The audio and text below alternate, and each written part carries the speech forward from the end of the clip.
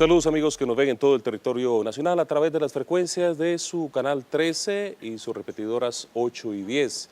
Usted que nos mira a nivel internacional por www.sinar.go.cr, sea bienvenido.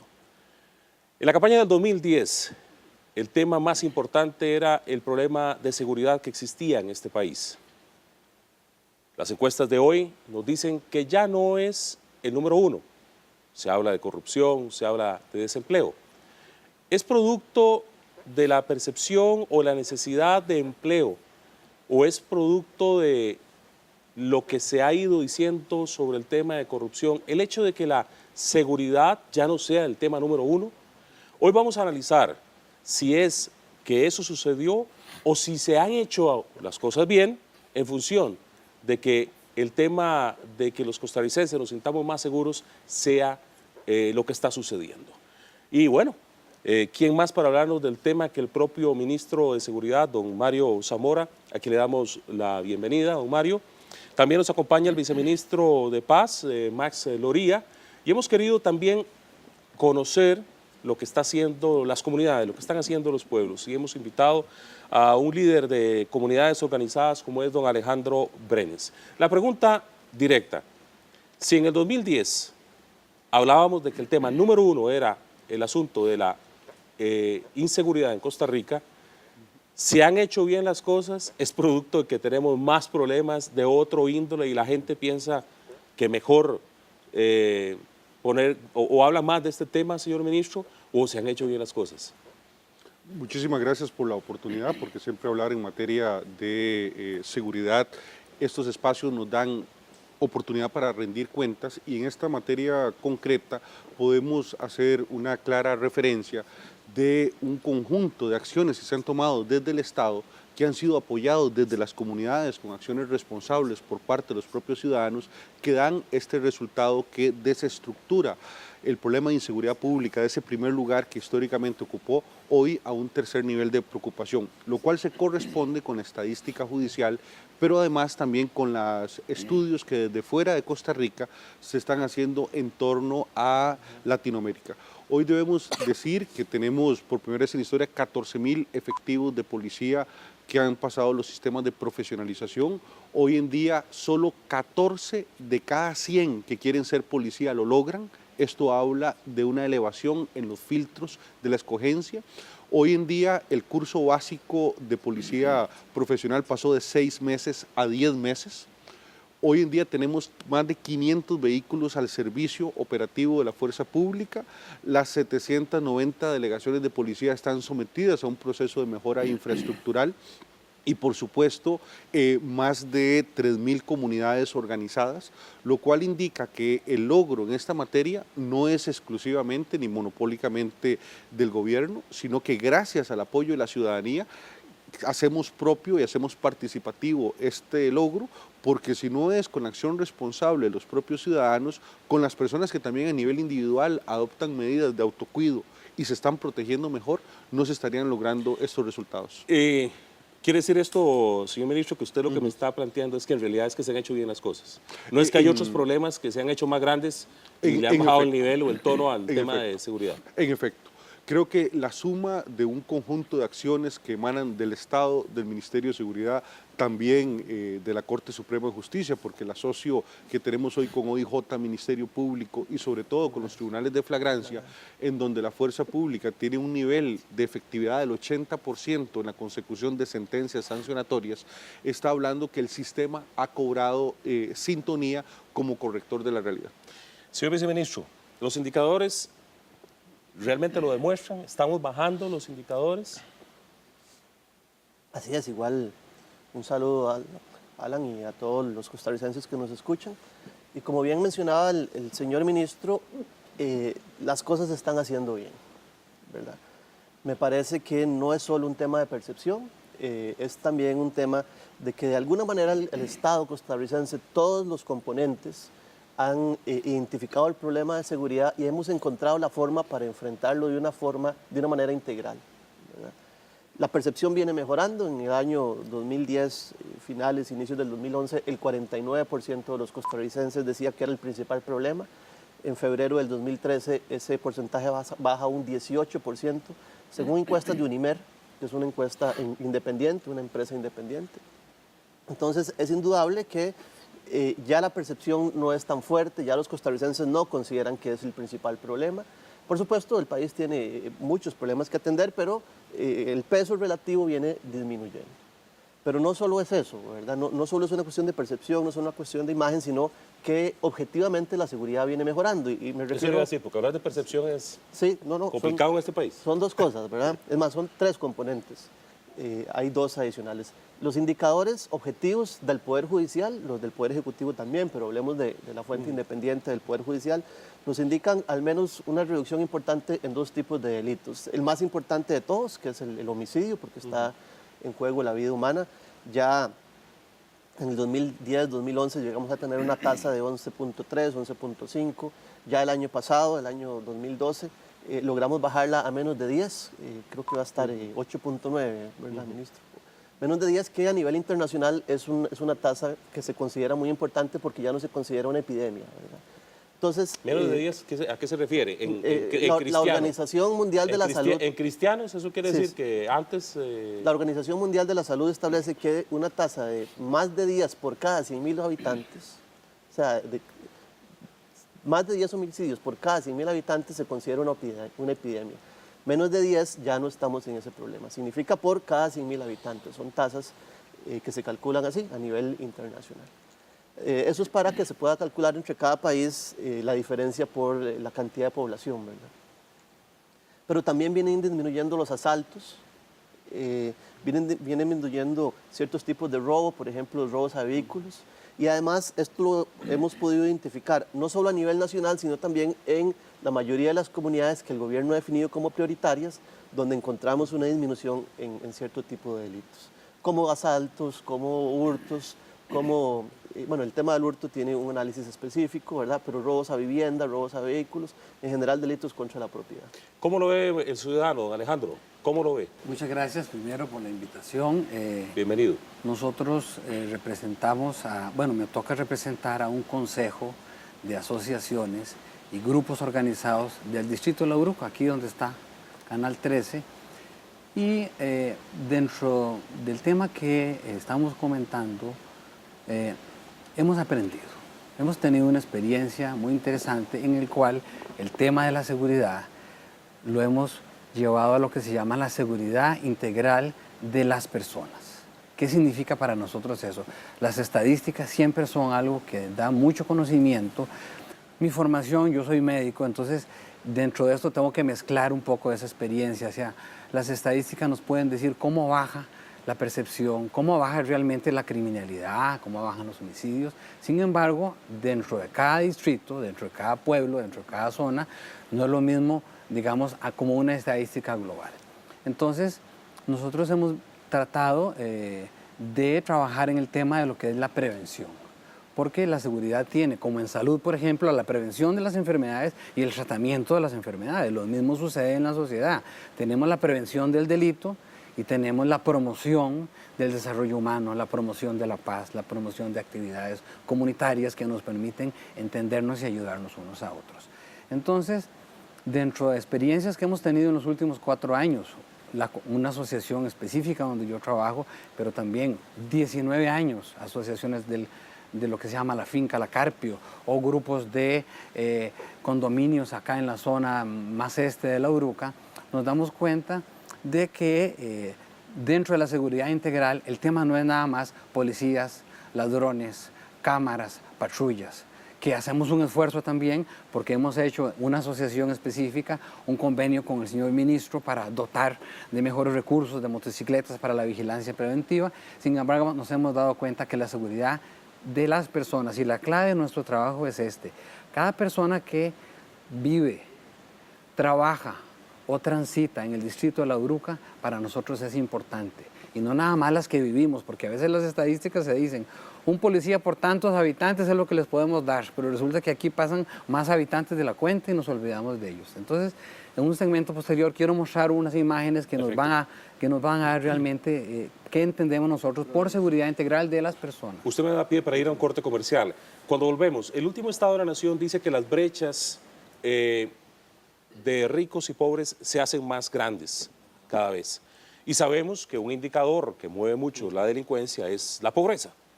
Entonces, esas desigualdades nos dicen de una u otra manera que la lucha tampoco es tan fácil cuando unos cuantos están teniendo una vida mejor que otros. Ya volvemos.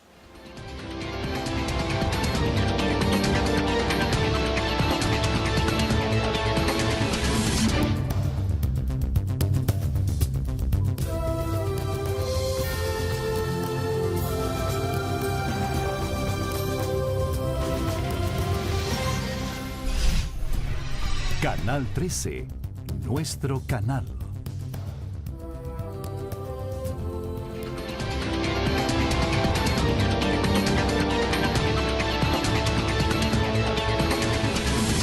Estamos tratando el tema de seguridad en Costa Rica. Decíamos en el primer segmento que durante la campaña del 2010 el tema de la seguridad fue el tema número 1. Ahora son otros los temas. Pensábamos que podían haber sucedido dos cosas, que los otros temas habían levantado muchísimo en su nivel o que se habían hecho bien las cosas.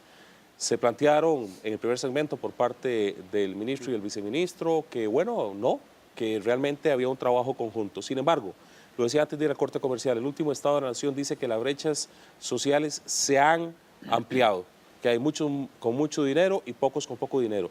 Y un detonante ineludible del tema de inseguridad es la pobreza. Señor ministro, ¿cómo se funciona, cómo se trabaja cuando se topa cada vez con esas polarizaciones tan fuertes? Bueno, cuando vemos la historia de Costa Rica y observamos también el mapa de criminalidad, no necesariamente las áreas de más pobreza son las que automática o mecánicamente representan las áreas más inseguras. Sí debo decir que en las áreas en donde hay más problemas de drogadicción y farmacodependencia, sí son las áreas en donde el problema de inseguridad es mayor. Perfecto, pero no decir que pobreza es sinónimo de criminalidad. Su apunte se me hace oportuno. ¿Qué es entonces? ¿Dónde se refleja más la criminalidad? ¿Y cuáles son esos detonantes entonces, señor ministro? Cuando uno observa cómo se fue expandiendo el problema de inseguridad, observará que previo a ello se iba expandiendo la forma en cómo el crack empezó a entrar en nuestros barrios, en nuestras comunidades, y cómo el crack fue siendo.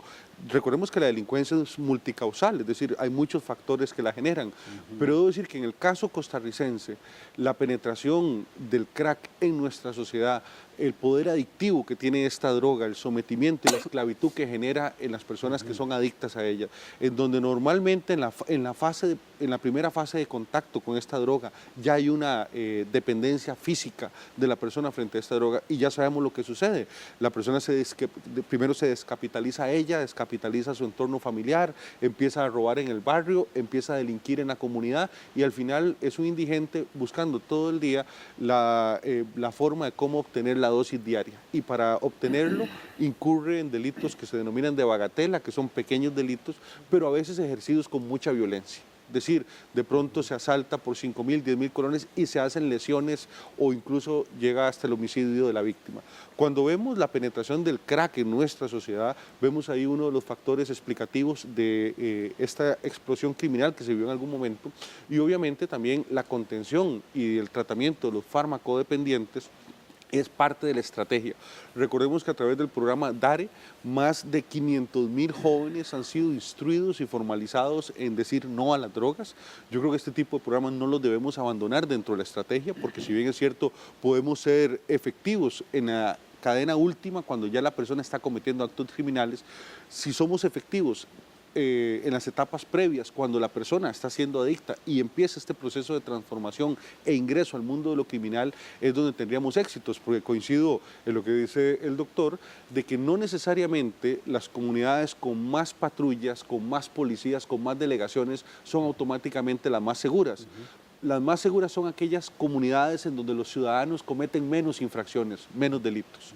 Entonces aquí importante de que en estos escenarios podamos crear las responsabilidades de apoyo social y de redes de unos para con otros, para que las personas farmacodependientes tengan también esta labor de rescate, porque hoy en día no necesariamente es fácil que una familia pueda dar tratamiento y contención. Recordemos que son a veces procesos clínicos de 300.000, 500.000 colones al mes, entonces no todas las familias están en capacidad de atender a un miembro de ese entorno para efectos de lograr desintoxicarlo, pero eso es parte de la estrategia que debemos seguir incorporando. Pero infiero entonces, señor ministro, que al final, más que la pobreza, el detonante del consumo de drogas es quizá el primer activante del problema de la delincuencia. En mi experiencia, y como muchos estudios también lo acreditan, creo que en nuestro país son estos dos elementos: por un lado la farmacodependencia y por otro lado el acceso a armas. Este es el cóctel explosivo que nos ha generado violencia a través de actos criminales en Costa Rica. ¿Sienten ustedes que de una u otra manera esta es una batalla muy difícil? Porque cuando usted habla ya de metérsele al tema de los vicios o del narcotráfico, se torna una batalla muy difícil. ¿A qué recurren? ¿Qué hacer? Ya el ministro nos explicaba que tampoco es barato, ¿eh? El ministro hace bien porque menciona los dos principales factores de riesgo, que son los detonantes, como dice el del problema de la inseguridad, que son el consumo de drogas y el acceso a las armas de fuego. Eso lo hace más violenta y hasta letal. Pero detrás hay un tema que es el desarrollo social y el tema de la desigualdad que planteabas vos en la pregunta anterior. Y desde el Estado lo que nos toca plantear, sobre todo, es la capacidad que tengamos de llevar oportunidades, ¿verdad? Oportunidades especialmente a las personas jóvenes. Y ahí es donde el desarrollo social combina totalmente con el desarrollo del esquema de seguridad. Cuando hablo de oportunidades, y esto es un tema que lo hemos estudiado de manera inclusive estadística en el Observatorio de la Violencia, estamos hablando, por ejemplo, especialmente de oportunidades educativas. Hay una relación muy fuerte entre la cantidad de muchachos que terminan el colegio y el nivel de asaltos en el país. Es decir, si queremos menos asaltos, necesitamos que más muchachos terminen el colegio. Eso es como 1 más 1, ¿verdad? El tema del empleo joven es muy importante. Y el tema de, por supuesto, el acceso a otros temas como salud, vivienda y demás. Pero empleo y educación son dos temas importantísimos. Luego buscar tener esa capacidad de encontrar los jóvenes que están en situación de riesgo, que están en situación de consumo, y darles otro tipo de oportunidades recreativas, culturales, de buen uso del tiempo libre, pues para que no estén... ¿Creen que de una u otra manera el éxito que se está obteniendo es porque hemos trabajado, o este país ha trabajado en función de la parte preventiva con más detenimiento? Yo creo que el gran éxito es que hicimos un poquito de todo bien, y sobre todo recientemente. La policía está trabajando bien. El desarrollo social, aunque hay un aumento de la desigualdad, como reconoce el Estado de la Nación, hay también un incremento de las oportunidades y de la inversión social en comunidades centradas, especialmente educativas. El Ministerio de Educación, y más con la aprobación del presupuesto de la infraestructura, el fideicomiso, eso va a mejorar mucho. Y estamos también trabajando en programas preventivos desde la policía, desde las comunidades, llevando eso, ¿verdad? Por supuesto hay que reconocer el buen trabajo de los tribunales de flagrancia del Poder Judicial. Entonces es un enfoque integral. Hay un encadenamiento, se logró por fin un encadenamiento. Bastante mejor, ¿verdad? Sí, un pequeño aporte, y es el que he venido compartiendo con los compañeros de las asociaciones. Cuando se habla el tema, por ejemplo, del consumo de drogas, ¿verdad? Que muchas veces es un enfoque como muy centrado en, bueno, el culpable de todo aquí son las drogas, pero usted mismo lo aclaraba, bueno, son un conjunto de factores. En realidad, cuando a un joven, que estamos hablando de los jóvenes, se le trata como persona y ya no como un adicto. Quitemos las etiquetas. O sea, yo les digo a veces a mis hijos, mire, no existe nadie que sea un drogadicto, no existe nadie que sea una prostituta, no existe nadie que sea un ladrón. Lo que puede haber es una persona que está en una condición de adicción, una persona que tiene una condición de robar, o sea, está en esa condición y todos los factores que lo llevaron a ello, bueno, puede hacer que en un momento dado la responsabilidad individual no justifique que estén haciendo esas cosas, pero uno de los problemas para mí de nuestra sociedad es que la persona humana como que se ha desaparecido del mapa. Hablamos de ciudadanos como así, como algo como decir... Como datos estadísticos. Como datos estadísticos o como decir el número de cédula, pero, o sea, y les puedo poner un ejemplo. Cuando un día estoy yo enseñándole a mi hija a manejar, en una zona donde se podía hacer y después nos venimos del Cerro de la Muerte y yo estoy manejando por el Cerro de la Muerte y bajamos al Empalme, que es una zona siempre llena de neblina. Me decía mi hija, papá, pero ¿por qué aquí no hay gatos? ¿Por qué no está pintada esta carretera? Nos vamos a matar y vamos a 10 kilómetros por hora. Y entonces yo le decía, bueno, mira, es que me dice ella, bueno, voy a decirle al presidente de la República anterior, ¿verdad?, que por favor venga y pongan gatos. Y le digo, mire, tal vez dígale al oficial mayor del Ministerio de Transporte, porque tal vez no la van a escuchar. ¿Y por qué no me van a escuchar? Digo, porque si usted y yo nos morimos ahorita, ¿a quién le va a importar? Tal vez a nuestra familia más cercana, pero tal vez al presidente de la República que no nos conoce, no, o tal vez a los vecinos que están a 3 cuadras tampoco, porque la persona humana ha llegado a perder valor, o sea, y nosotros decimos, queremos promover la seguridad integral de las personas que viven en el distrito de La Uruca, que transitan y que también trabajan. Este trabajo que hacen ustedes de las comunidades organizadas, ¿ha funcionado bien en las diferentes partes del país o hay claros ejemplos de que en algunos lados sí, otros no tanto? Digamos, continuando con la experiencia, o sea, nosotros estamos empezando y tenemos la grata, realmente la grata compañía de don Max, gracias a que la presidenta Laura Chinchilla, en un momento la encontramos y le pedimos auxilio. Doña Laura, estamos queriendo buscar seguridad ciudadana primero con la policía, después con la municipalidad, después con el Ministerio de Salud, después con el MOPT, por ejemplo. Y resulta que cada departamento o cada institución trabaja como en forma fragmentada.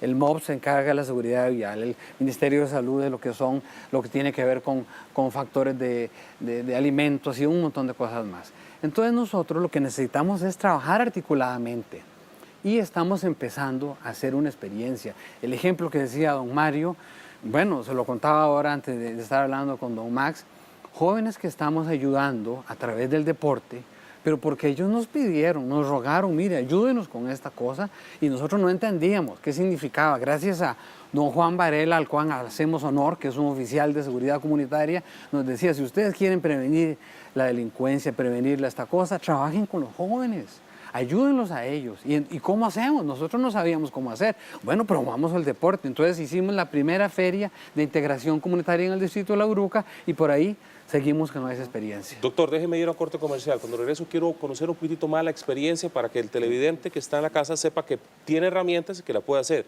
Pero también, señor ministro, hace algunos días se dice, y es un informe internacional, que Costa Rica, ¿verdad?, en este gran eje problemático que va desde América del Sur hasta Norteamérica, Costa Rica aparece con unos buenos indicadores en tema de seguridad. Eso me llamó la atención.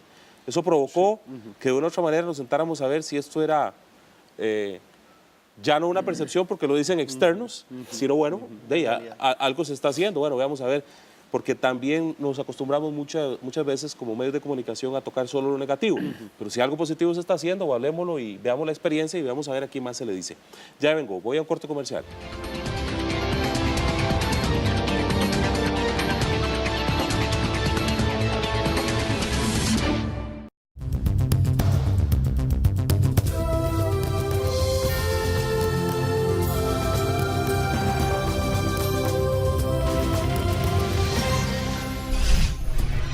Canal 13, nuestro canal.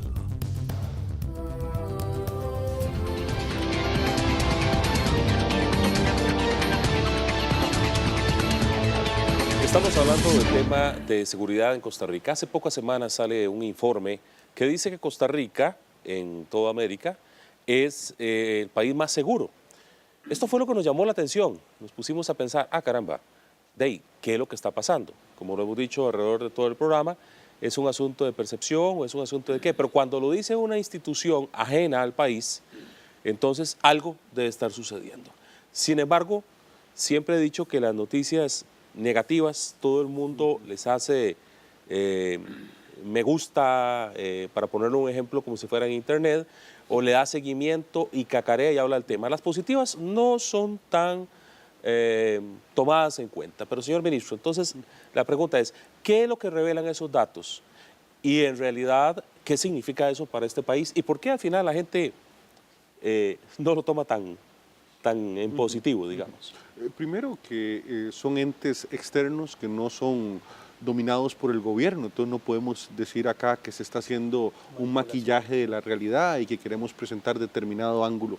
Creo que es muy bueno lo que se ve desde afuera. Eso obviamente va a tener un alto impacto en atracción de turismo e inversión extranjera a nuestro país. Permítame nada más contextualizar. ¿El estudio enmarca de dónde a dónde? Desde México hasta Argentina. Desde es México el hasta estudio Argentina. Que indica que a nivel de América Latina, el país que exhibe la mejor estadística en materia de seguridad es Costa Rica.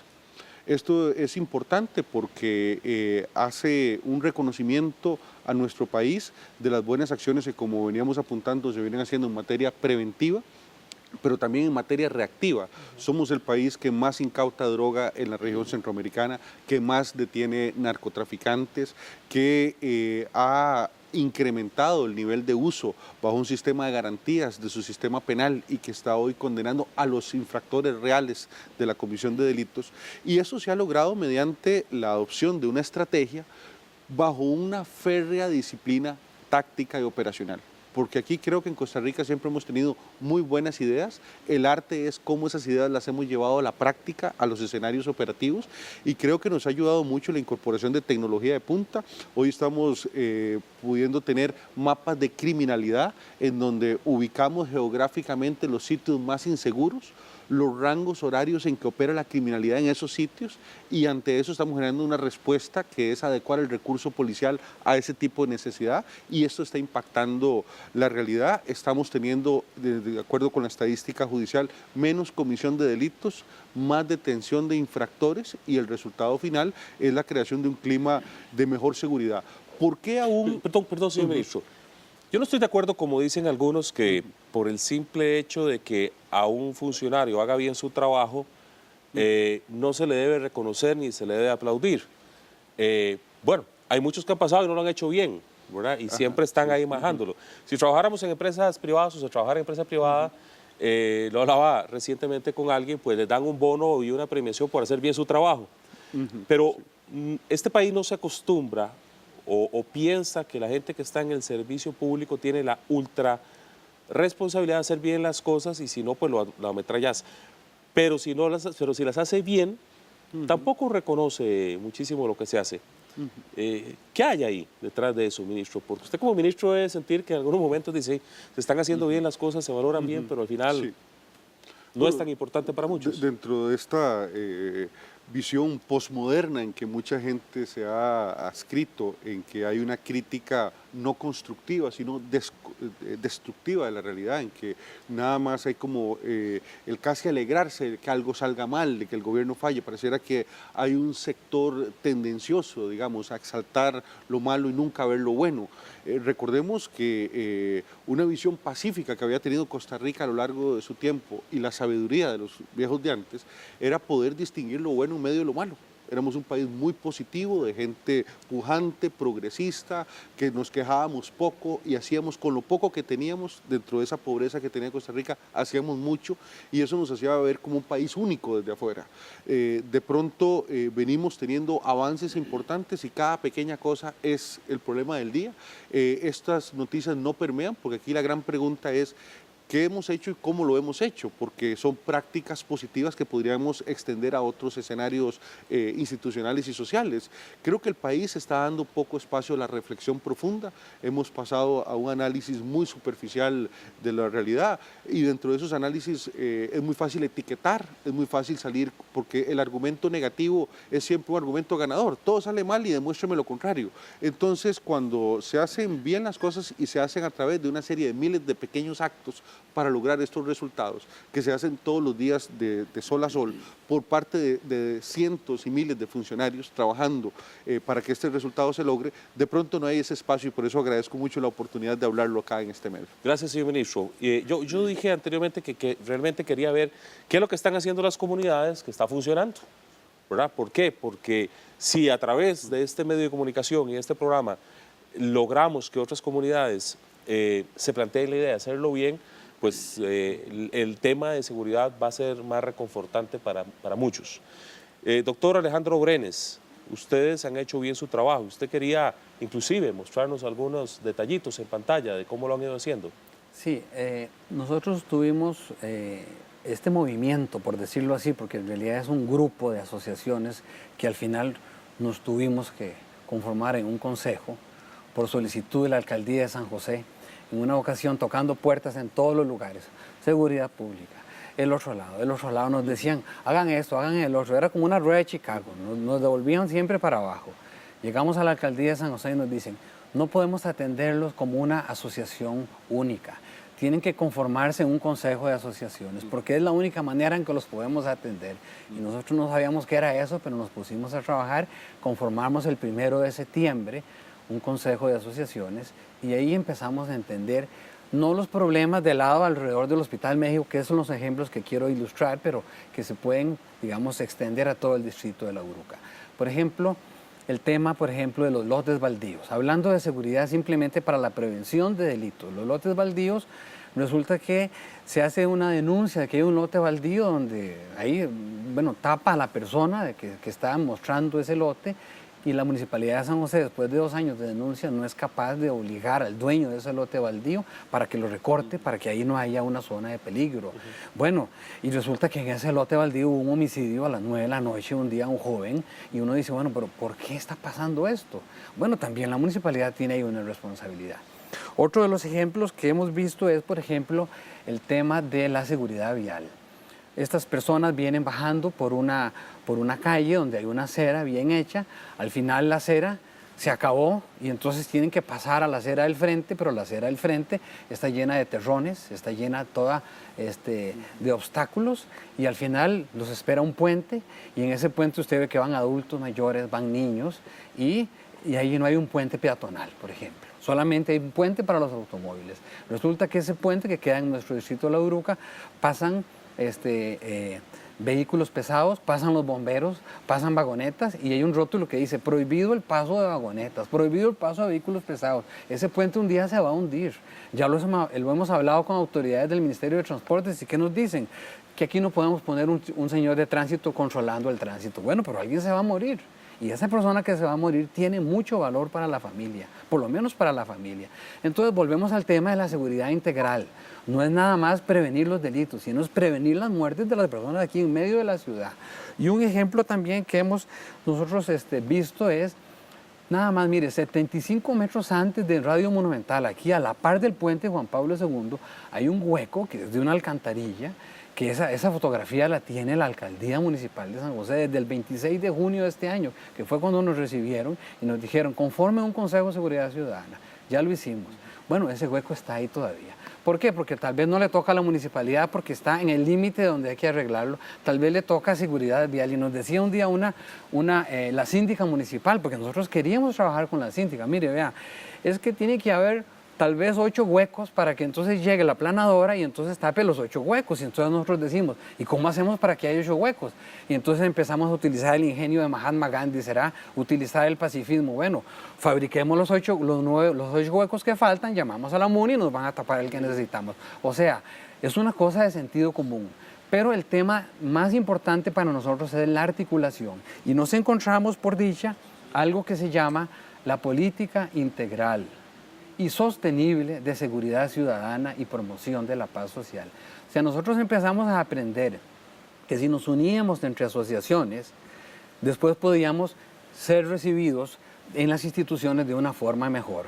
Bueno, pero a partir de septiembre, que todos estos documentos, y hicimos un taller FODA donde se hizo un diagnóstico del distrito de La Uruca, eso se le hizo llegar a la alcaldía y todavía estamos esperando que la alcaldía nos llame a decir, bueno, ¿se acuerda que les habíamos pedido que hicieran un consejo de asociaciones? Pues ya lo hicimos. Entonces, en este momento estamos haciendo, y eso yo creo que es la enseñanza para las comunidades. O sea, sí se pueden hacer las cosas, no se pueden hacer de un día para el otro. Hay que tener paciencia, hay que tener perseverancia. No podemos juzgar a las instituciones, no podemos juzgar a las personas, mucho menos.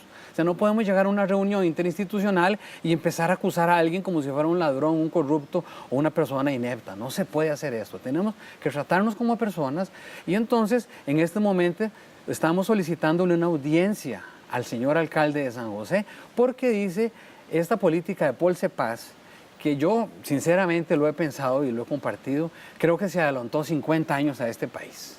O sea, que aprendamos a gobernarnos, porque la gobernabilidad no es nada más de que se cambie la Constitución. La gobernabilidad es que le permita el Estado, el gobierno nacional y el gobierno local a los ciudadanos participar y no nada más que nos digan voten cada 4 años y entonces cada 4 años, esa es su participación. Nosotros queremos participar. Doctor, tengo que hacer una pregunta ahí a usted. Definitivamente se la tengo que hacer. Vea, somos un país, y si somos realistas, en donde nos gusta ver todo por televisión y no hacer nada. ¿Verdad? Entonces el hueco está enfrente de mi casa, yo paso, meto el carro y al final digo caramba y ya está.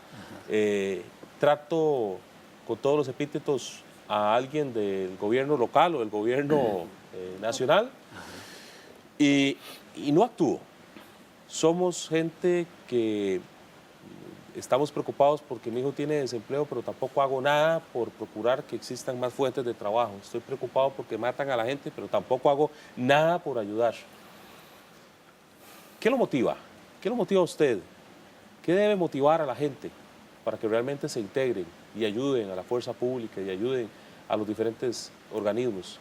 Porque en efecto yo creo en que el tema de gobierno es un asunto participativo integral de todos, no de unos cuantos. Sí, en realidad, cuando se dice que Costa Rica es el país más feliz no sé si del mundo, de América Latina o del universo, ¿verdad? Y que aparentemente no lo creemos, bueno, ojalá pudiéramos ser realmente el país más feliz. Ahora, la felicidad es algo realmente cualitativo. Es una percepción interna de tranquilidad de mi persona. Volvemos al tema de la persona. Entonces, dentro de mi experiencia médica, que trabajo todos los días con pacientes individuales y no con estadísticas de asmáticos, de hipertensos, ni de cáncer, ni de esas cosas, sino con personas individuales, realmente cuando uno le pregunta a una persona como paciente, y digámoslo en las comunidades, ¿qué es lo que busca una comunidad? O sea, vivir tranquilos, vivir felices. Pero entonces, bueno, estamos tratando de extrapolar eso. Una vez nos decía una señora, doña Alicia Avilés, de la comunidad de La Carpio, miren, los ricos creen que nosotros no podemos ser felices. Y me dice, eso es mentira, sí podemos serlo. Estamos trabajando aquí con una orquesta sinfónica en La Carpio, nos están ayudando. Sin embargo, las calles de La Carpio son un desastre. Y nos han dicho que esas calles no se pueden arreglar porque como aquí no hay títulos de propiedad, entonces la municipalidad no puede entrar, porque prácticamente eso es tierra de nadie y eso no puede ser. Eso es un problema que está sucediendo en el país, que me duele decir, a veces es un país del absurdo en la tramitología y en las cosas que usted ve y dice, esto hay que arreglarlo.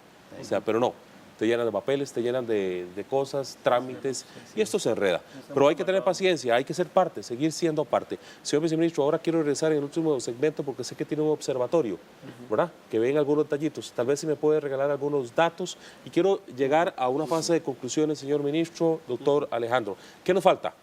Porque va aparentemente por buen camino. ¿Qué nos falta? Ya venimos.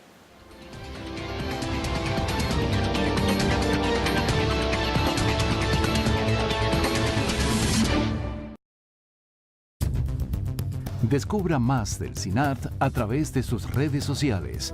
En Facebook, CINAR Canal 13, en Twitter, @CINAR13 y en nuestra página web cinar.go.cr.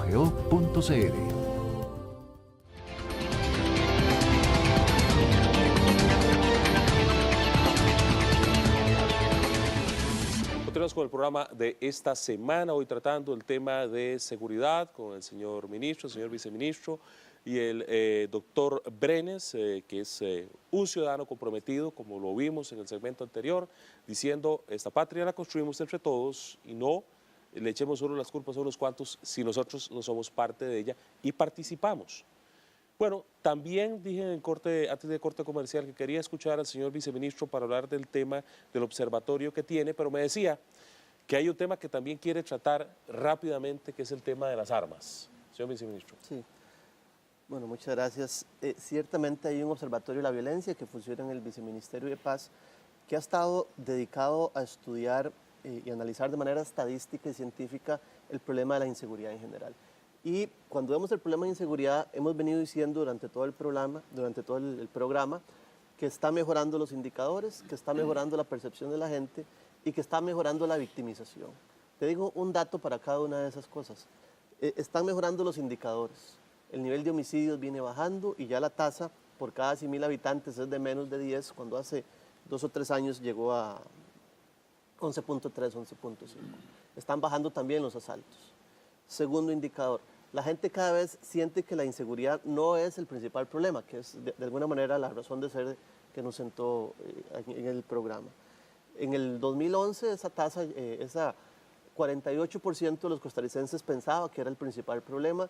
Hoy, hace una encuesta de hace un mes, dice que es el 18%. Y son encuestas de Unimer, que es una empresa privada independiente. Y el otro dato que es muy importante es que también está disminuyendo la victimización, es decir, el porcentaje de personas que dicen que fueron víctimas del delito en el último año. Eso hace algunos 2 o 3 años llegó inclusive a casi un 30%.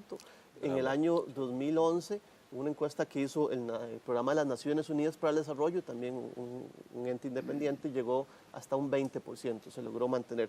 Por supuesto, yo sigo creyendo que es bastante, sigo creyendo que hay mucho que hacer y que tenemos retos importantes. ¿Cuáles son esos retos? Y aquí vuelvo a algunos datos y a plantear un problema en particular, que es el problema de las armas de fuego. Queremos concentrarnos en seguir disminuyendo los homicidios, pero los homicidios se cometen en un 67% con armas de fuego. Es decir, si queremos tener menos homicidios en el país, necesitamos tener menos armas. No hay otra forma, cualquier tipo de armas. Por ejemplo, el Pero año es que pasado... la familia por natural, y la familia como tal, en su natural, muchos sienten la necesidad de protegerse. Entonces, Sí, el tema de la necesidad de protección es importante, pero también es importante para el Estado regular la cantidad y el tipo de armas. Yo creo que existe una posibilidad que el Estado debe darle a las personas de tener un derecho a la legítima defensa, inclusive con armas de fuego, pero no llegar a inscribir 5 armas en cada familia, que aunque tengan un arma, más que suficiente. no, ya eso es un arsenal. Ya eso es un arsenal, pero sí los hay en el país. Sí. ¿Ah, sí? Sí los hay, ¿verdad? Sí, los hay. Incluso muchísimos son de las personas que delinquen con armas legales. Es una de las grandes sorpresas. Entonces, a veces una organización lo que hace es que el que no tiene antecedentes penales es el que inscribe 5 armas, porque tiene permiso de 3 armas, pero inscribe una de colección, otra para efectos deportivos, y al final estas 5 armas son las que permiten a ese grupo andar con armas legales en la calle. Entonces, también la comisión de delitos a través de armas legales viene justamente a acreditar la necesidad de un control férreo. Porque, y también recordemos también los escenarios de violencia doméstica. Sí. En donde la concurrencia de una arma de fuego en un entorno de violencia intrafamiliar es un disparador justamente de los femicidios o de las agresiones que se han dado en esos entornos. Entonces, son medidas, son factores que en la medida que estén bajo control, no es que se está eliminando el derecho per se a adquirir un arma, es que se hace bajo una estricta regularización, incluso el hecho de que el tenedor sea sometido a revisiones de sus antecedentes penales, sus antecedentes policiales, y esos son factores de control. Señor viceministro, no puedo, porque me gana el tiempo, pero no puedo dejar de hablar, porque esto yo lo recuerdo, que fui y lo cubrí para las épocas, para la temporada ya antes del 2007, 2006, por allá, en aquellas épocas.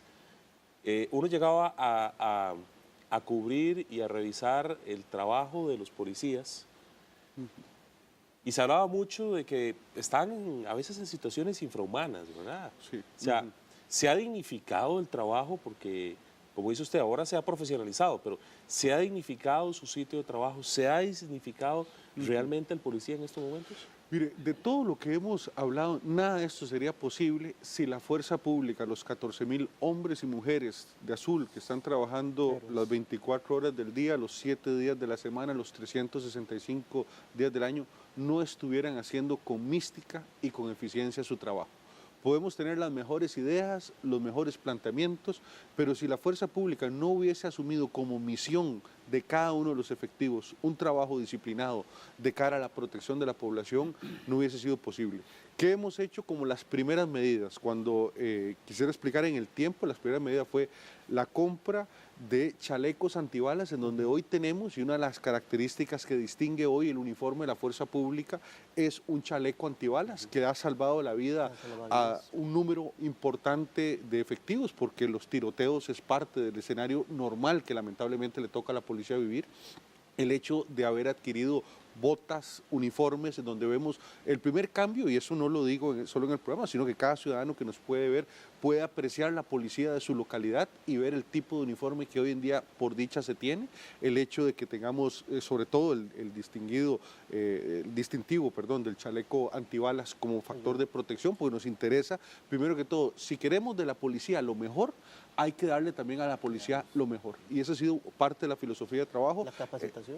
La capacitación, pero el escenario también vehicular, en donde lamentablemente recordemos que hoy nuestro desarrollo urbano no es vertical, es horizontal. Entonces cuando la gente dice, bueno, es que anteriormente el policía patrullaba caminando. Bueno, pero es que lamentablemente hoy los entornos son espaciales, han crecido, la posibilidad de un patrullaje a pie se dificulta cada vez más, todos los recursos móviles, motocicletas, radiopatrullas, los transportes de detenidos, se hacen cada vez más necesarios para que la policía pueda llegar a tiempo cuando la ciudadanía lo reclama. Entonces, el elemento también de formación, profesionalización, pero quiero hablar también de un escenario de salarios. Hemos logrado con un gran esfuerzo pasar el salario básico de 240,000 colones, que más o menos está en fuerza pública, a 260 el día de hoy, pero quiero además dar un dato. La mayor parte, el 80% de nuestra fuerza pública, su nivel salarial está entre los 400,000 colones y los 600,000 colones. Porque cuando a veces hablamos solo del salario base, tendemos a creer que la policía gana 260,000 colones. Quisiera indicar que en las últimas horas me acaban de dar un estudio en nuestro Departamento de Recursos Humanos, ubicando al 80% de la policía con un salario superior a los 400,000 colones.